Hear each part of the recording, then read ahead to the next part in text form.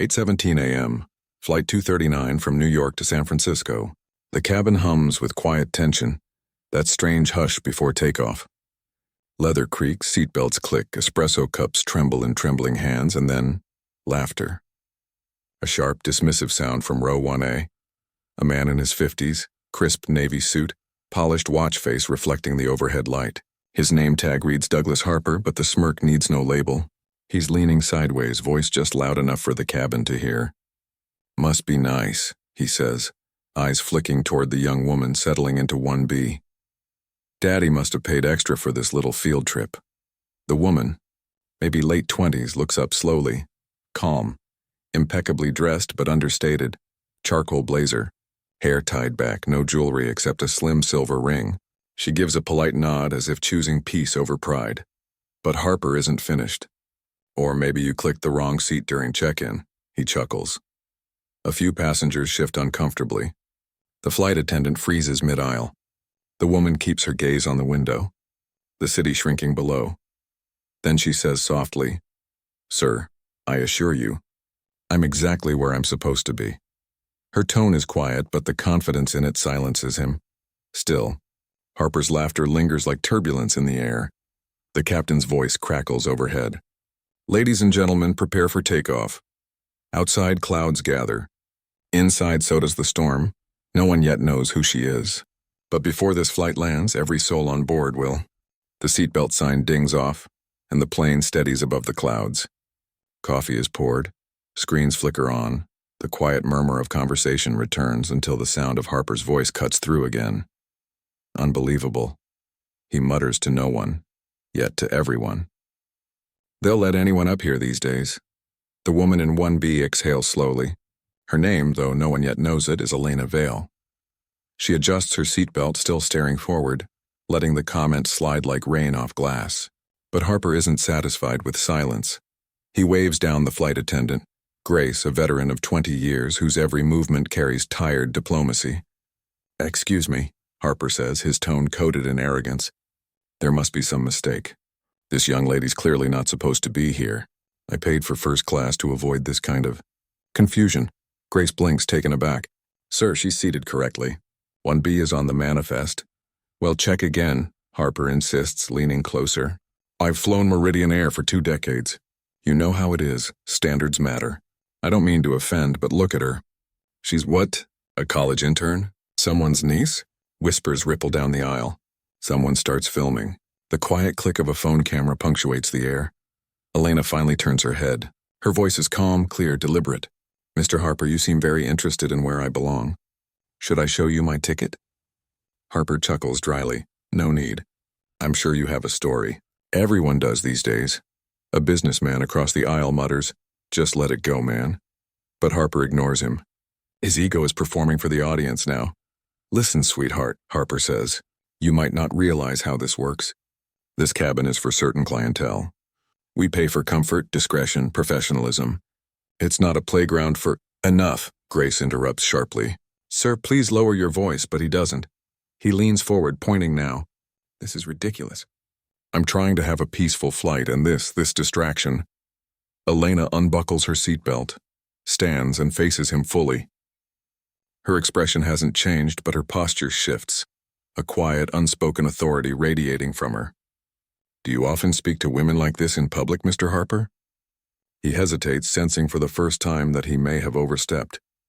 "I'm simply maintaining standards," he says, though his voice trembles. "Standards," she repeats softly. That word can mean so many things. "Tell me, which standard are you protecting right now? Politeness, dignity, or something else?" The cabin is silent. Even the hum of the engines feels dimmer. Grace steps closer. "Sir, please sit down or I'll have to notify the captain." Harper glares, humiliated but still unwilling to surrender. "You'll regret this," he mutters. Slumping back into his seat, Elena nods, sits quietly again, and opens a small leather folder on her lap, a folder embossed with a silver emblem, Meridian Air Group. She slides a document halfway into view, as if adjusting her notes. Harper's eyes flicker toward it, but he looks away. The name doesn't register. Not yet. Grace glances down, though, and her breath catches. She recognizes the crest immediately. The board of directors sees it before every major policy meeting. But she says nothing. Elena leans back, closes her eyes and says softly, "Let's just enjoy the flight." Outside, the clouds stretch endless and pale. Inside, the tension hangs, a string drawn taut but unbroken. Because sometimes silence isn't surrender. It's the calm before recognition, and recognition, once it arrives, changes everything. 9:42 a.m., cruising altitude. The seatbelt sign glows dim in the half-light of morning sun. But the cabin isn't calm. Not anymore. 3 rows back, a teenager's phone screen gleams like a flare in the dark. The caption reads, "Guy in first class losing it on some woman, yikes." The recording is already at 15,000 views before the flight even hits Colorado airspace. Grace, still shaken, pretends not to see the lenses now turned toward the front. Every blink of a red dot feels like a warning light. A spectacle in progress. Harper shifts uncomfortably under the quiet scrutiny. He can feel eyes on him, the way shame creeps when it's broadcasted in real time. Still, he folds his arms, jaw locked. People film everything now, he grumbles. No privacy anymore. Elena's voice floats gently through the tension. Perhaps transparency isn't the enemy, she says. The words ripple. Someone whispers, "Did you hear that?" Another passenger, middle-aged, traveling for business, leans to whisper. She handled him better than any of us could. Outside the windows, the Rockies begin to emerge, vast and silver-tipped. Inside, the digital climb is faster. The video spreads to TikTok, then Twitter, then a travel blog reposts it. Entitled, "Passenger Confronts Woman in First Class, Staff Forced to Intervene." By the time the plane reaches Denver airspace, the clip crosses 250,000 views. Below deck, the Wi-Fi transmitter pings in the server logs of Meridian Air's headquarters in Chicago. A low-level analytics technician, Rachel, frowns as the tag Meridian Flight 239 lights up in trending topics. She doesn't yet know what it's about, but she forwards it to her supervisor anyway. In the cabin, Grace kneels beside Elena's seat, whispering discreetly. "Ma'am, is everything all right?" Elena opens her eyes, calm and clear. "I'm fine, thank you. But maybe you should check on Mr. Harper." His composure seems unsteady. Grace almost smiles, relieved by her composure. "You're handling this better than most." "Experience," Elena says softly, "and necessity." The woman across the aisle, a grandmotherly figure in pearls, speaks up now. "Honey, I saw the whole thing."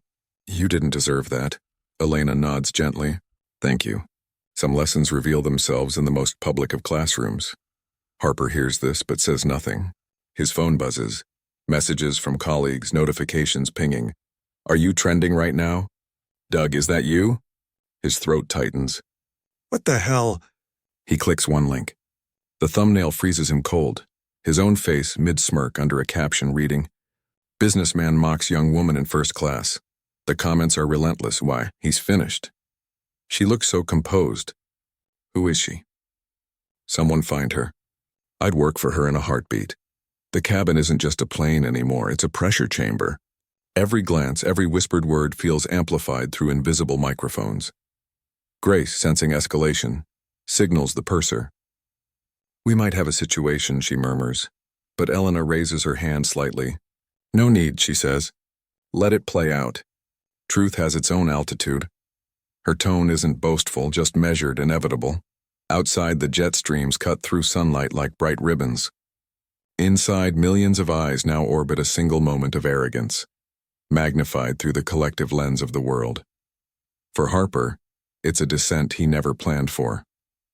For Elena Vale, it's the quiet beginning of something seismic, because power doesn't always need to announce itself.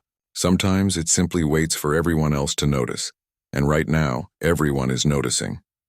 10:11 a.m., Chicago. At Meridian Air Group headquarters, the glass towers shimmer in the late morning light. The executive floor is quiet until an alert flashes across a wall screen in the Social Risk Monitoring Division. Trend spike detected. Meridian Flight 239. A young analyst, Devin Clark, leans forward. "Sir, we're going viral," he says to his supervisor. "Passenger altercation, first-class cabin. Flight 239, it's spreading fast. Over 600,000 views in under an hour." The supervisor frowns. "Harassment case?" "Looks that way." A male passenger verbally confronting a younger woman, No physical altercation. Flight crew intervened. Name the woman. Devon hesitates, eyes scanning metadata, then goes pale. No way, this can't be right.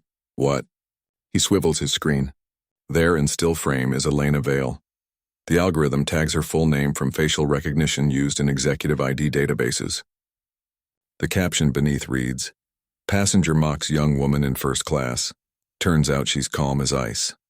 The supervisor exhales slowly. That's not just any passenger. That's our CEO. A silence falls over the control center. Screens flicker, messages queue, crisis protocols flash open. Protocol 9B, reputational escalation response. By 10:18, the internal communications director has been summoned. She's already on a call with the board secretary.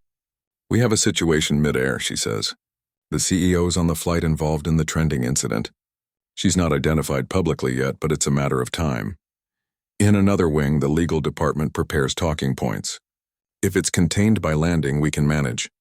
But if the reveal happens in transit, media will swarm before we can shape narrative. Meanwhile, the airline's intranet pings with whispered messages. Did anyone know she was flying commercial? I thought she always took the corporate jet. Wait, she's in the video? The one going viral? At 10:26, the chief operating officer, Martin Glade, walks briskly into the strategy room. Get me confirmation from the captain, no leaks. No premature statements. The crisis team assembles, 8 people around a glass table, their faces reflected in the sheen of their laptops. Glade's voice is even.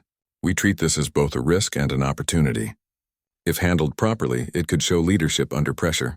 If mishandled, it'll be a PR nightmare. Devon interrupts, nervous but eager. Sir, the comments online are overwhelmingly supportive of her. She's composed, professional. It's the passenger who's being roasted. Good, Glade says. But control is fragile. If her identity becomes public mid-flight, we need a statement ready before landing. A strategist leans forward. Sir, she's never revealed herself publicly in any viral situation. Should we assume she'll stay silent? Glade shakes his head. Elena Vale doesn't do anything by accident.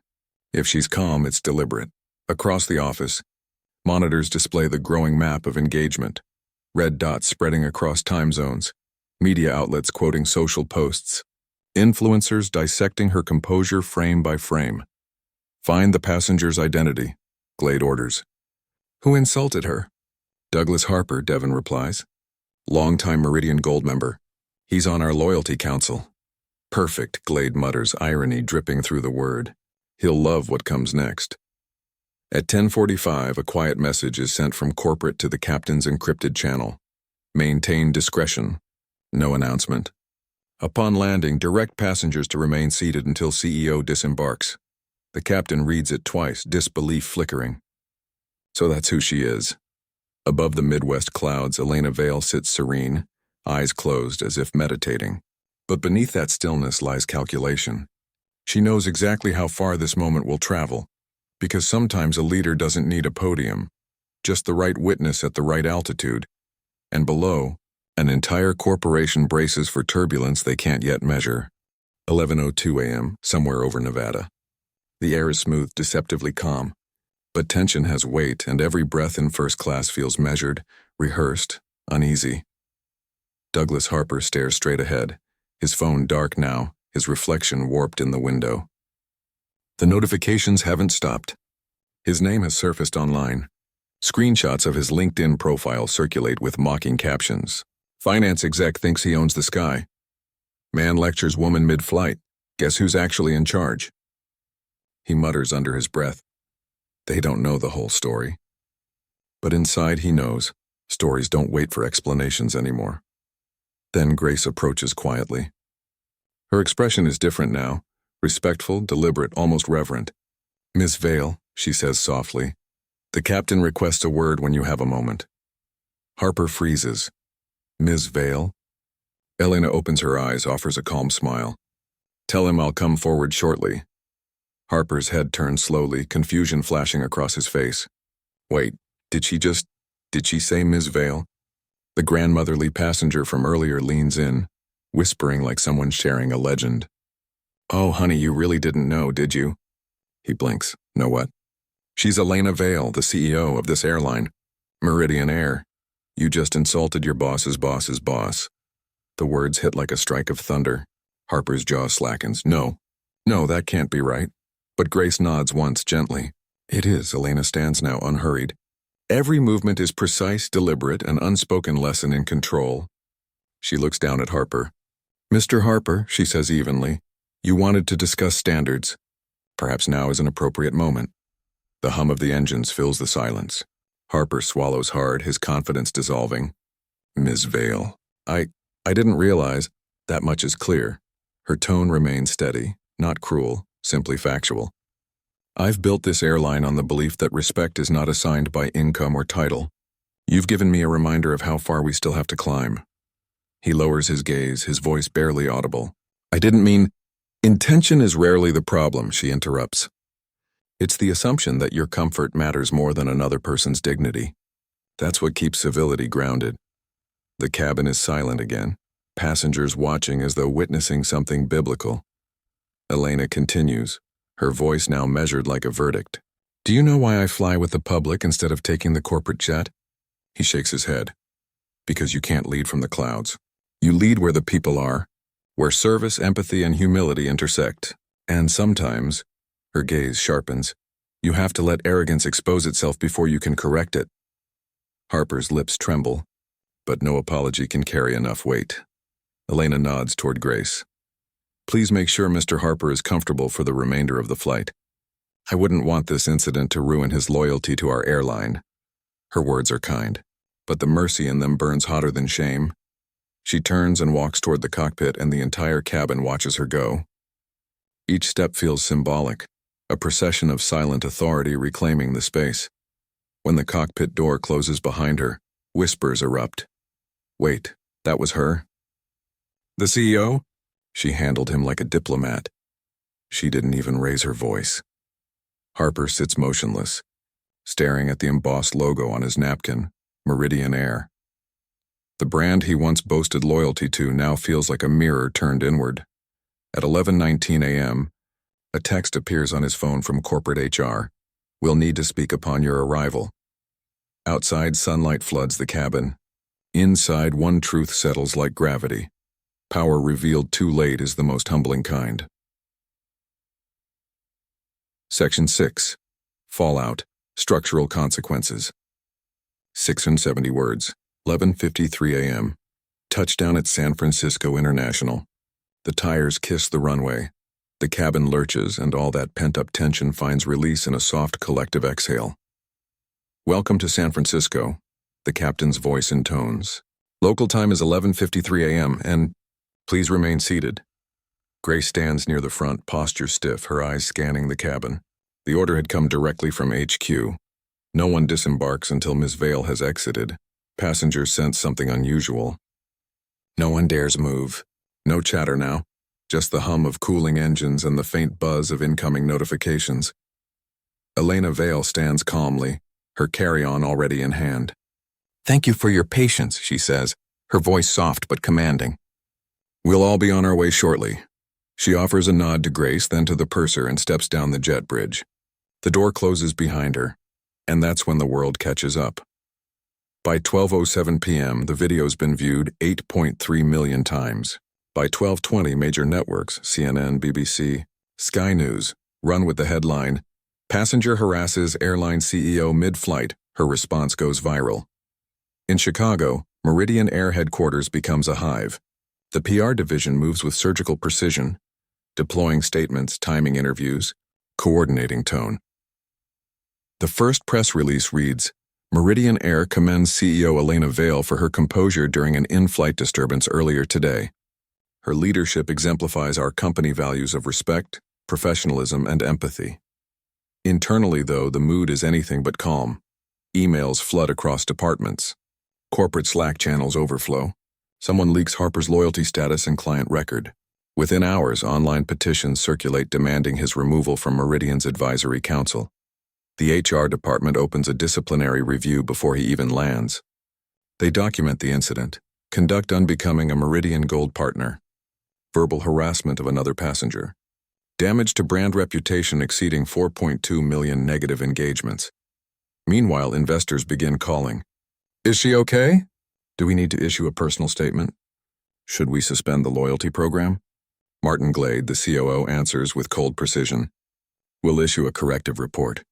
But make no mistake, this event will redefine our brand narrative. Data analysts quantify the ripple in real time. Plus 32%. Increase in brand sentiment in the first 3 hours after the CEO's identity reveal. Our Fly with Veil trends globally by late afternoon. Customer emails pour in, praising her composure, her restraint, her grace under attack, and Harper. He's met at the gate by 2 security officers and a quiet HR liaison. There's no confrontation, no spectacle, just a sealed envelope handed discreetly into his shaking hands. Inside, a suspension letter and an invitation to a disciplinary hearing.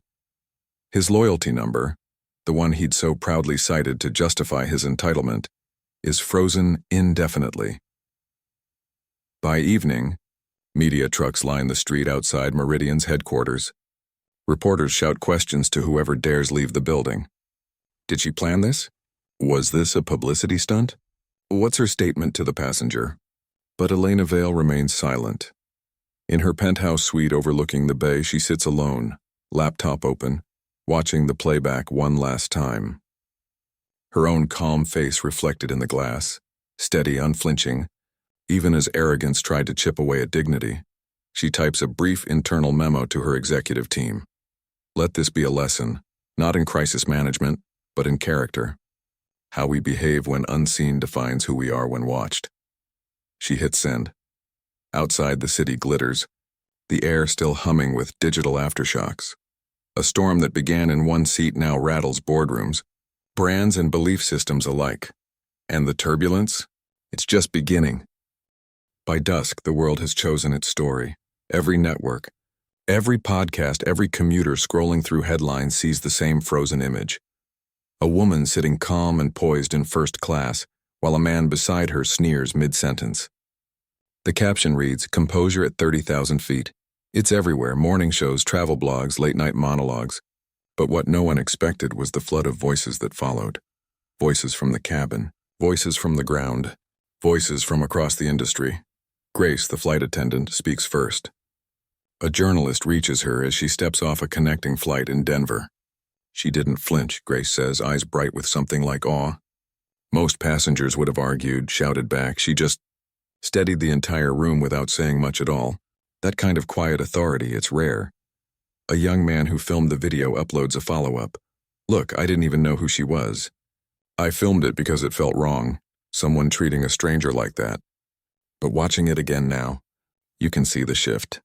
Like the whole cabin realized who the adult in the room really was. Comment sections light up with gratitude and confession. My daughter sent me this.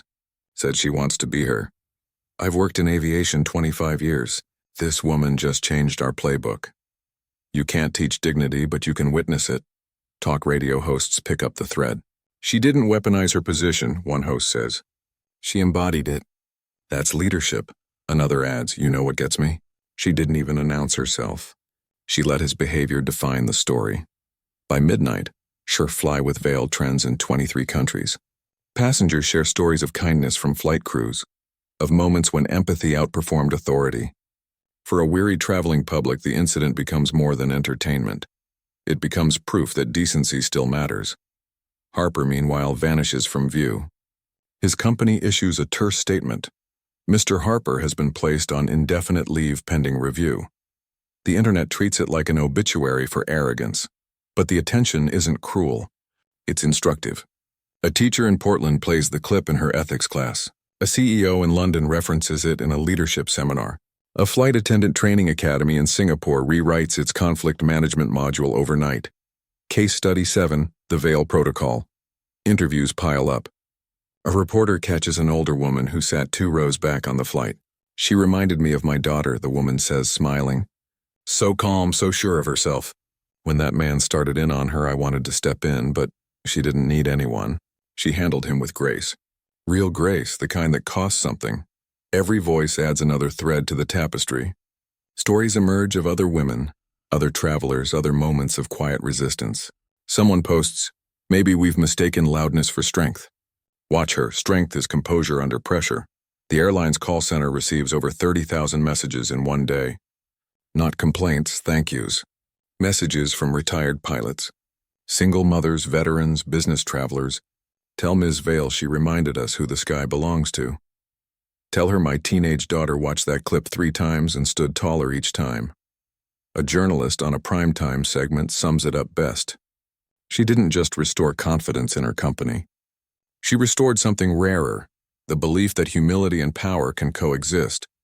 By the end of the week, even competitors acknowledge it. One rival CEO posts on LinkedIn.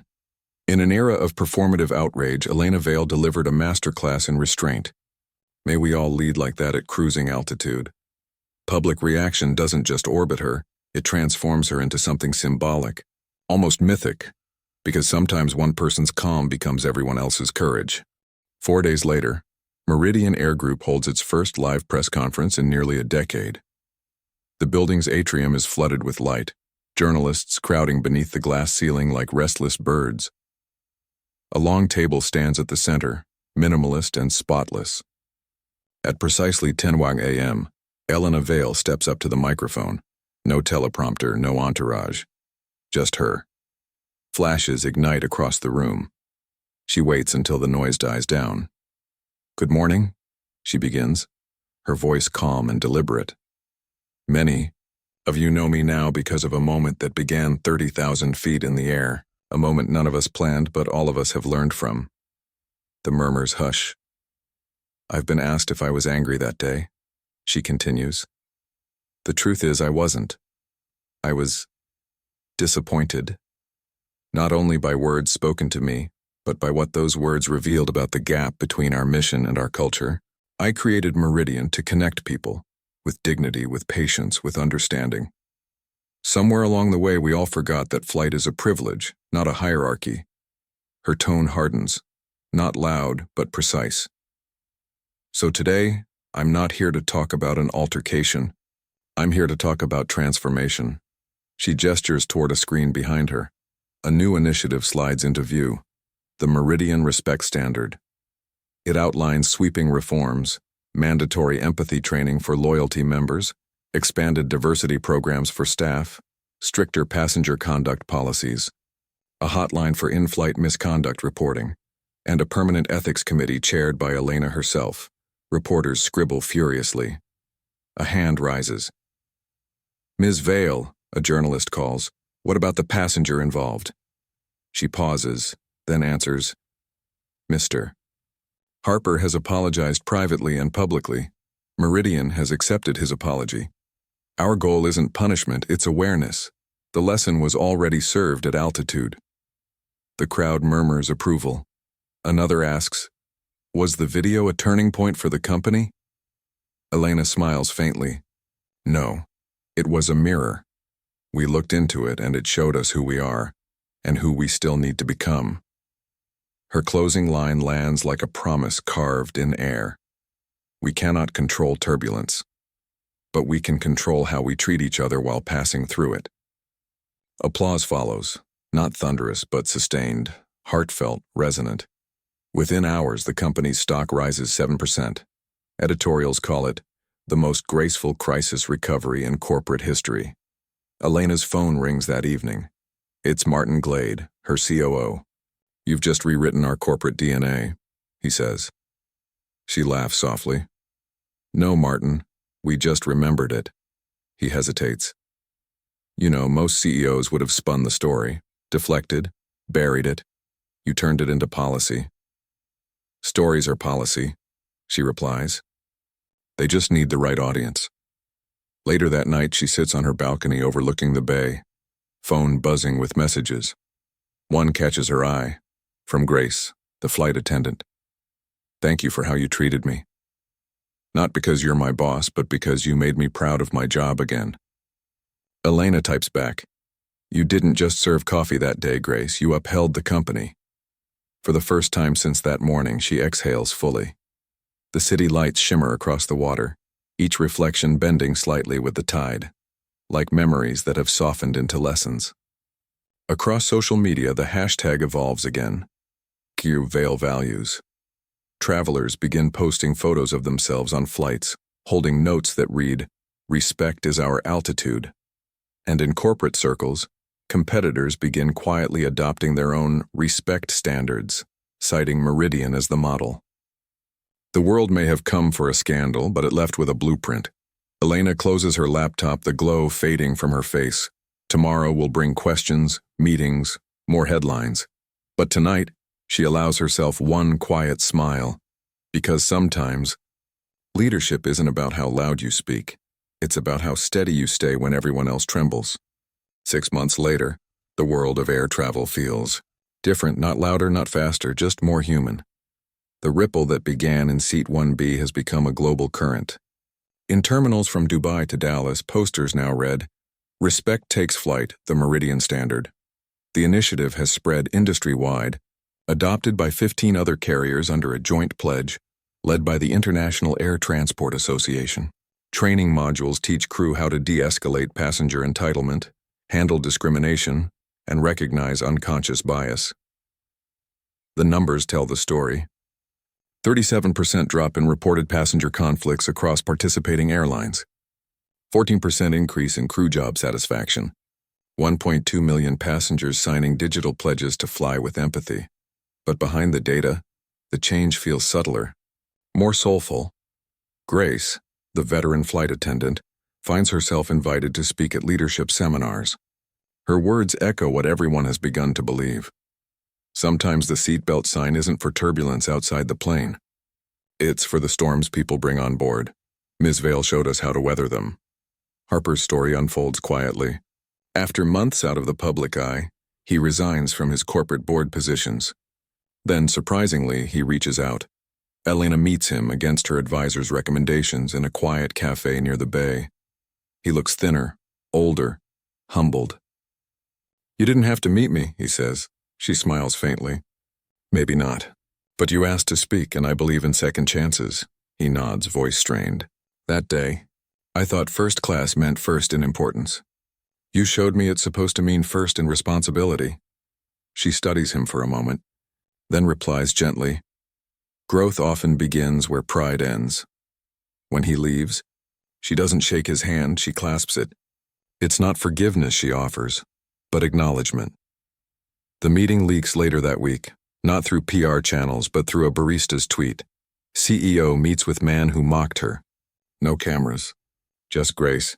It trends again, but this time, the tone is reverent. Meridian Air's new campaign launches that same month.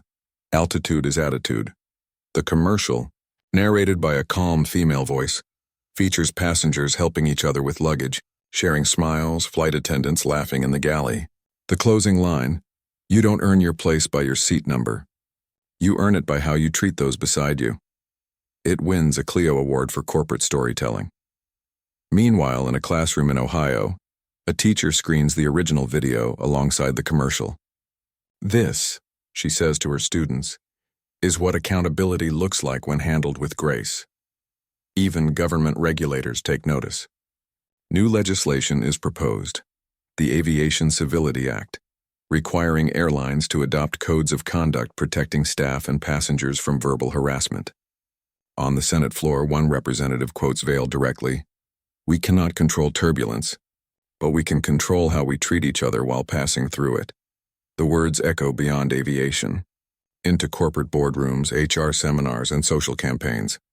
6 months after the incident, Elena Vale is invited to deliver a keynote at the Global Leadership Forum. She walks on stage to a standing ovation. No dramatic music, no spectacle, just quiet respect. She opens her speech with a smile. "6 months ago, a passenger reminded me that arrogance still flies more often than kindness. But today I'm happy to report that kindness is catching up." Laughter ripples through the room, warm and knowing. As she finishes, her final slide appears. A photo of an airplane wing cutting through clouds, horizon burning gold. Beneath it, a single line reads, "Altitude changes perspective, but empathy keeps us aloft."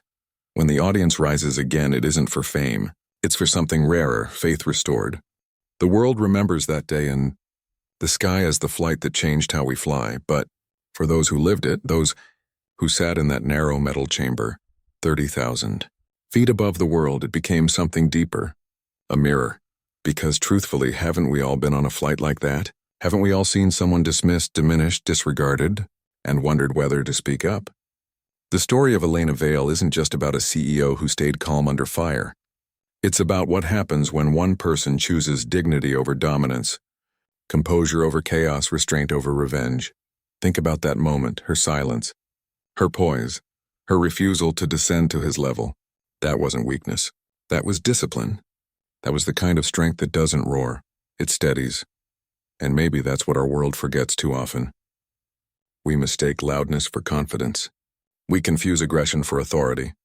We believe that being right is more important than being kind.